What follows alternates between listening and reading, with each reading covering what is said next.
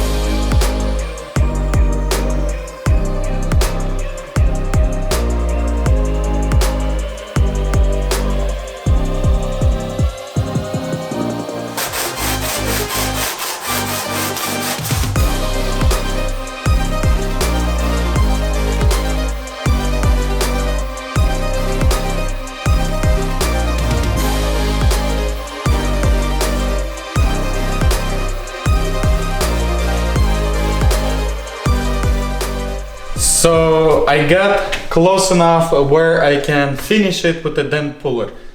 As you guys know, I don't have a dent puller, right? So my body does have it.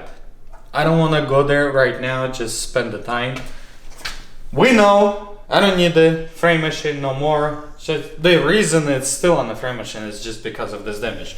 Now we know that's it, done. That means I can take off of the frame. I have dollies that goes under the wheels. We're gonna put that on the dollies so we can move the car around. It's more space here, taller, and I don't have to hit a head. Plus lighting is better. So that gives us still opportunity to move vehicle back and forth and anywhere we need it.